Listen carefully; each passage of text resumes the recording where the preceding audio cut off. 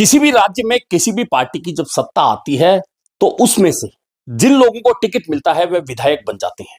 उन विधायकों में से 15% लोगों का नंबर फिर मंत्री बनने में आ जाता है।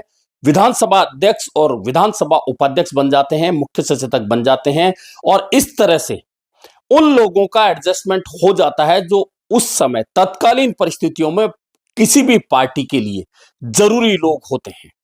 इसके बाद नंबर आता है लोकसभा चुनाव का और जिस राज्य में जितनी सीटें होती है उनमें से जिनको टिकट मिलता है उस सत्ताधारी पार्टी की ओर से वे लोग सांसद बनकर चले जाते हैं। और इसके अलावा नंबर फिर जब बचता है तो कुछ लोगों का नंबर राज्यसभा में आ जाता है। लेकिन यह तमाम एडजस्टमेंट होने के बाद जो जगह बचती है वह जगह होती है राजनीतिक नियुक्तियों की। और वह राजनीतिक नियुक्तियां किन के लिए होती है? वह उनके लिए होती है जो विधानसभा और लोकसभा या राज्यसभा चुनाव में पार्टी की ओर से नहीं भेजे जा सके या उम्मीदवार नहीं बनाए जा सके, या फिर वे कार्यकर्ता जो पार्टी के लिए काम करते हैं लेकिन टिकट नहीं ले पाते, उन लोगों को राजनीतिक नियुक्तियों में एडजस्टमेंट करती है तमाम राजनीतिक पार्टियां जो सत्ता में आती हैं, चाहे वह केंद्र में हो चाहे राज्य में हो। अलग अलग परिस्थितियों में अलग अलग लोगों को मौका मिलता रहता है। और राजस्थान में भाजपा की इस समय सरकार है और सरकार का लगभग आधा सफर इस बार के कार्यकाल का पूरा होने को है। लेकिन राजस्थान की सरकार में राजनीतिक नियुक्तियां तो छोड़िए, कार्यकर्ता बाट जोड़ रहे हैं कि उन्हें बुलाकर यह एहसास कराया जाए कि राजस्थान में उनकी सत्ता है। जी हां, आज इसी विषय पर बात करेंगे। मैं हूं योगेश के शर्मा।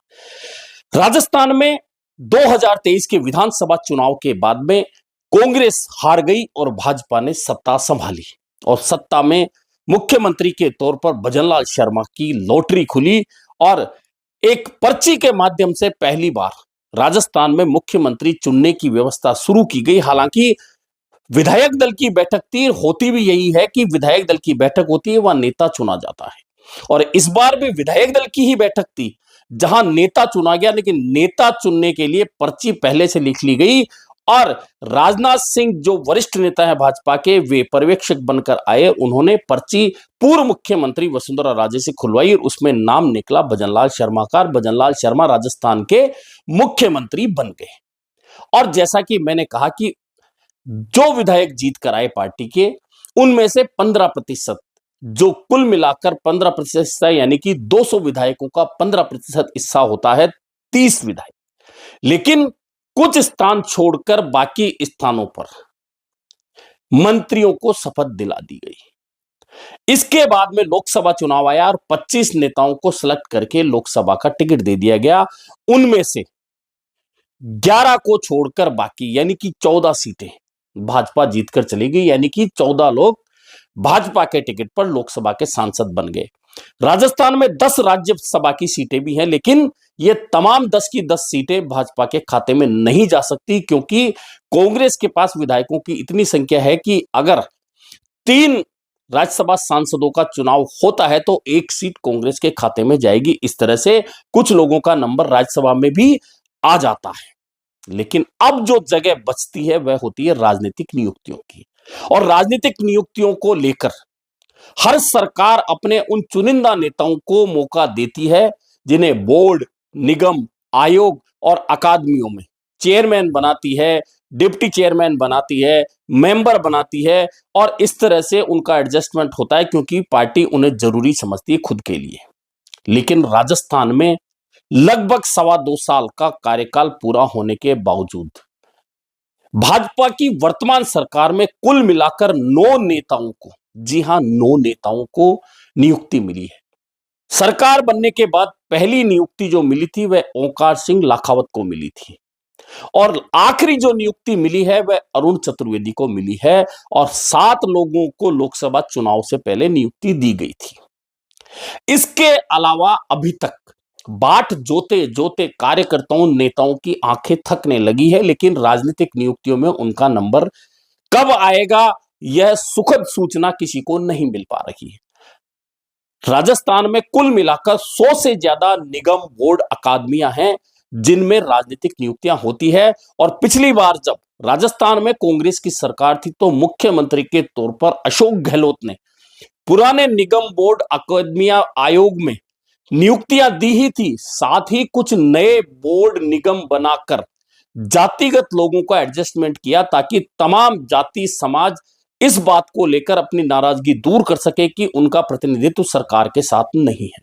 हालांकि इस बात का फायदा कांग्रेस को चुनाव में बहुत ज्यादा नहीं मिल पाया, लेकिन कार्यकर्ताओं का या नेताओं का एडजस्टमेंट बड़े स्तर पर करने में कांग्रेस सरकार सफल रही थी। अब भाजपा सरकार में इंतजार है कि आखिरकार बोर्ड निगम अकादमी और आयोगों में नियुक्तियों का दौर कब आएगा। हर बार आता है कि लोकसभा चुनाव से पहले, लोकसभा चुनाव के बाद, विधानसभा सत्र से पहले, विधानसभा सत्र के बाद, होली से पहले, दिवाली के बाद, इस तरह की चर्चाएं लगातार चलती रहती है और नेता बाट जोते रहते हैं कि अब उनको फोन आए और उन्हें एक पत्र मिले जिसमें लिखा गया हो कि आपको फला निगम बोर्ड या आयोग या अकादमी का चेयरमैन नियुक्त किया जाता है। लेकिन भाजपा के नेताओं का यह इंतजार लगातार लंबा होता जा रहा है। दरअसल इसके पीछे राजनीतिक कारण बहुत सारे हो सकते हैं कि मुख्यमंत्री ऐसा करना चाहते हो और दिल्ली ऐसा नहीं चाहती हो, दिल्ली ऐसा करना चाहती हो और यहां एडजस्टमेंट नहीं बैठ रहा हो, यहां के नेताओं में आपसी खींचतान हो या बनने के लिए इच्छुक लोगों की दावेदारी लंबी फहरिस्त हो, इसलिए ऐसा नहीं हो पा रहा हो। यानी कि बहुत सारे कारण गिनाए जा सकते हैं, लेकिन कार्यकर्ताओं को यह एहसास कि उनकी सत्ता है वह इसी बात से आता है कि या तो उन्हें खुद को राजनीतिक नियुक्ति मिले या उनके नजदीकी किसी नेता को जिसके वे समर्थक हैं उसे राजनीतिक नियुक्ति मिले, तो वे उसे अपनी नियुक्ति समझकर यह सोच लेते हैं कि सत्ता हमारी है।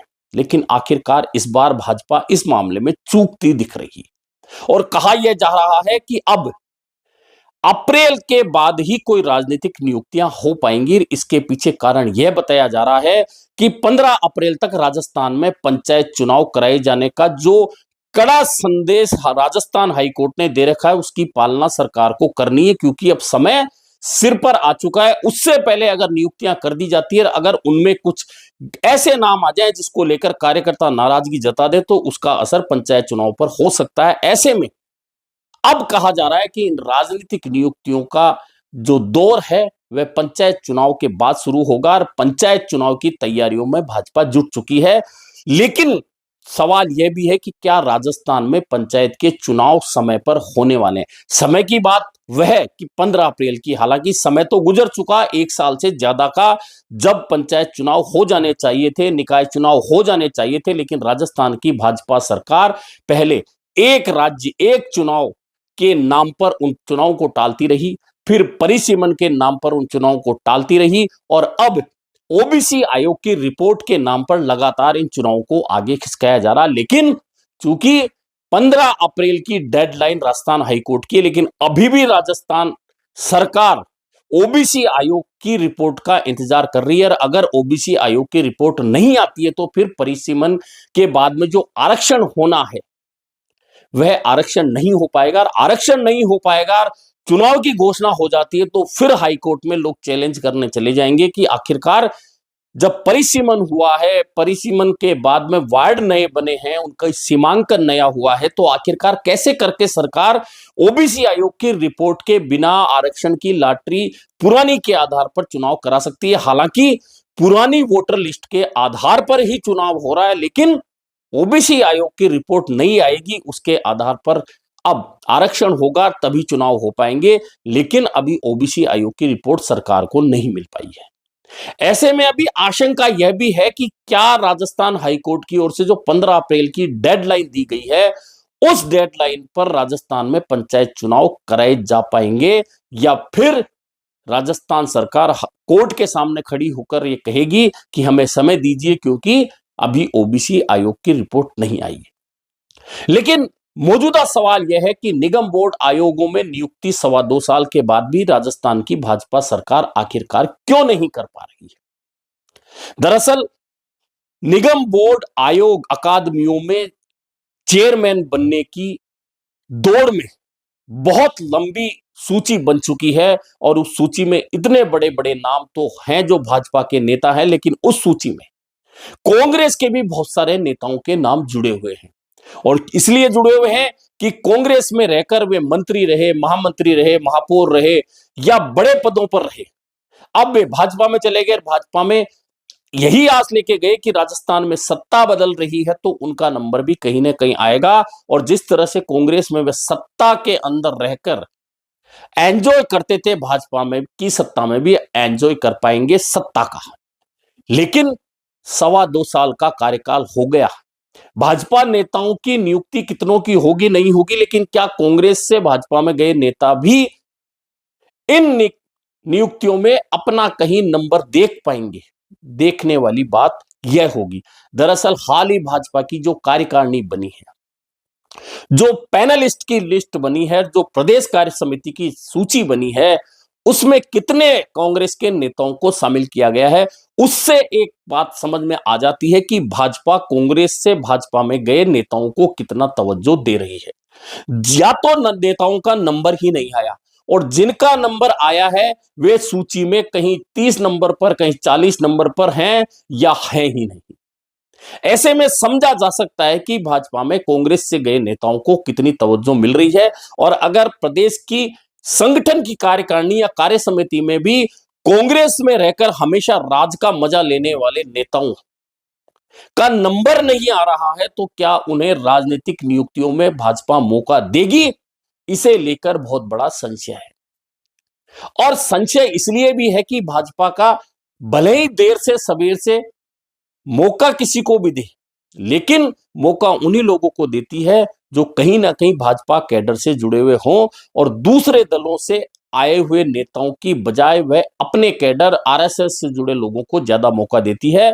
और जिन लोगों को मौका देना है उनमें जब भाजपा के ही वरिष्ठ नेताओं की लंबी सूची है, तो उसमें कांग्रेस के नेताओं को शामिल करके भाजपा अपने कार्यकर्ताओं की नाराजगी मोल लेगी, इसकी संभावना बहुत कम है। और यह बात मैं बार बार इसलिए कह रहा हूं कि प्रदेश कार्यकारिणी कार्य समिति में अगर कांग्रेस के वरिष्ठ नेताओं का नंबर नहीं आया, 2 या 3 नेताओं के अलावा, तो सोच सकते हैं कि भाजपा किस तरह से इन नेताओं के साथ में पार्टी के अंदर व्यवहार कर रही होगी। हालांकि कहा यह जाता है कि ये जो नेता गए हैं भाजपा में, उनमें से अधिकांश नेता अपना बचाव ढूंढने गए हैं। अब किस बात से बचाव ढूंढ रहे थे, किससे डर रहे थे, किस बात से डर के ही भाजपा में गए, ये तो भाजपा बता सकती है, वे नेता बता सकते हैं।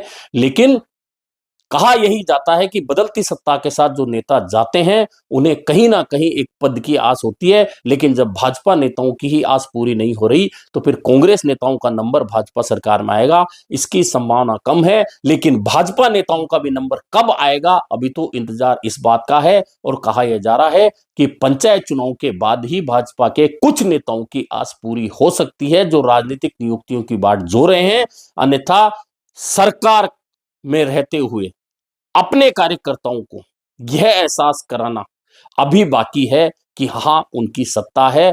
और जब मौखिक रूप से भाजपा के कार्यकर्ता ही अपनी सत्ता होने के बावजूद निराशा भरे चेहरे लेकर चर्चा करते दिख जाएं, तो समझ लीजिए कि उन्हें अपनी सरकार होने का एहसास फिलहाल तो नहीं हो पाया है।